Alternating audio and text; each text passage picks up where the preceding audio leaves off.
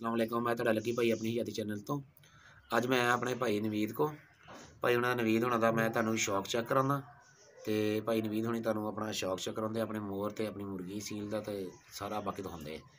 आ भाई जान आ रखी असी कुकड़ी है थले रखे असी मोर दे जिहड़े आंडे दो आंडे ओहदे रखे ते भाई होनों सद्दिया सी पहले आंडे तो साडे मशीन ने खराब कर दित्ते सी हुण मैं कुकड़ी थले रखे भी मजीद जिहड़े इहदे च कढ के वेखदे अल्लाह च ते ओह तुहानूं दिखाउंदे ओ वेखो जी आंडे विच मोरां दे भी ते इहदे अपने भी सील मुर्गी दे भी ते परली साइड ते जिहड़ा ओह हैगे मोर यानी कि ਇਹਦਾ सिस्टम ਵਿੱਚ ਹੀ ਖੁਰਾਕ ਖਰੂਕ ਵਿੱਚ ਹੀ ਰੱਖੀ ਆ ਤੇ ਇਹਦਾ ਸਾਰਾ ਸਿਸਟਮ ਵਿੱਚ ਹੀ ਆ ਲਾਈਟ ਵੀ ਲਾਈ ਹੋਈ ਆ ਤੇ ਮੁਰਗੀ ਬੈਠੀ ਹੋਈ ਆ ਆ ਜੀ ਭਾਈ ਹੁਣਾਂ ਦੇ ਮੋਰ ਅੱਗੇ ਆਇਓ ਭਾਈ ਥੋੜ੍ਹਾ ਹਾਂ ਸਾਡੇ ਕੋਲ ਡਰਦੇ ਆ ਇਹਨਾਂ ਦੇ ਆਂਡੇ ਸੀ ਭਾਈ ਉਹ ਇਹਨਾਂ ਦੇ ਆਂਡੇ ਇਹਨਾਂ ਦੇ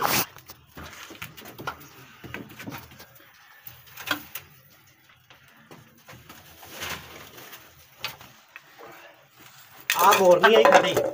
ਉਹ ਸਾਡਾ ਅੱਲਾ ਜੇ ਮੋਰ ਹੈ ਇਹਦਾ ਜਿਹੜਾ ਮੋਰ ਆ ਉਹ ਪਹਿਲਾਂ ਮਰ ਗਿਆ ਉਹ ਫਿਰ ਬਾਅਦ ਵਿੱਚ ਬੱਚਾ ਫਿਰ ਲੈਂਦਾ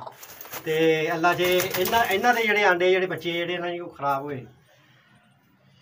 ਇਹਨਾਂ ਦੇ ਆਂਡੇ ਜਿਹੜੇ ਖਰਾਬ ਹੋਏ ਸੀ ਉਦੋਂ ਇਹਨਾਂ ਦੇ ਆਂਡੇ ਜਿਹੜੇ ਖਰਾਬ ਹੋਏ ਜਿਹੜਾ ਟੈਂਪਰੇਚਰ ਦੀ ਵਜ੍ਹਾ ਨਾਲ ਇਹ ਜਿੱਦ ਕਰ ਮਸਲ ਕਿ ਇਹ ਮੋਰ ਨੇ ਤੁਹਾਡੇ ਕੋਲ ਪਾੜਾ ਨਹੀਂ ਮੱਲਿਆ ਇਹ ਪਾੜਾ ਨਹੀਂ ਇਹਦਾ ਮੱਲਿਆ ਆ ਜਿਹੜਾ ਵਾ ਆ ਮੋਰ ਸਾਡਾ ਵਾ ਇਹ ਬੱਚਾ ਜਿਹੜਾ ਲੈ ਕੇ ਆਏ ਉਹਦੇ ਨਾਲ ਦਾ ਜਿਹੜਾ ਪਹਿਲਾਂ ਮਰ ਗਿਆ ਮੋਰ ਨਹੀਂ ਨਾਲ ਦਾ ਸਹੀ यानी कि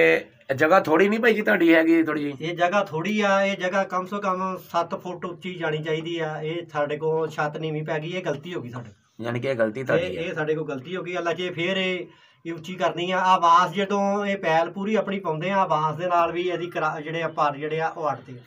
सही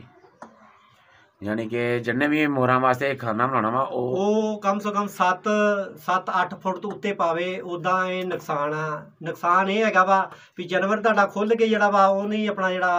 ਅੰਦਰ ਫਿਰ ਫੁਰ ਸਕਦਾ ਯਾਨੀ ਕਿ ਉਹਦੇ ਪਰ ਵਗੈਰਾ ਖਰਾਬ ਹੋਣ ਪਰ ਜਿਹੜੇ ਅੜਦੇ ਆ ਹੁਣ ਵੇਖੋ ਜੀ ਪੈਲ ਪਾਉਂਦਾ ਆ ਪਰਾਂ ਨੂੰ ਨਹੀਂ ਜਾ ਸਕਦਾ ਇਹਦੀ ਝਾੜਦਾ ਆ ਵੀ ਸਾਡੀ ਗਲਤੀ ਸਹੀ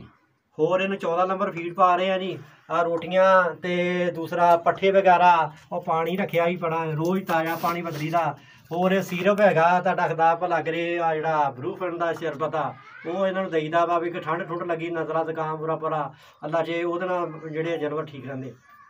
ਚਲੋ ਠੀਕ ਹੈ ਜੀ ਬਾਕੀ ਦੁਆਵਾਂ ਯਾਦ ਰੱਖਿਓ ਬੜੀ ਮਿਹਰਬਾਨੀ ਅੱਲਾ ਹਾਫਿਜ਼।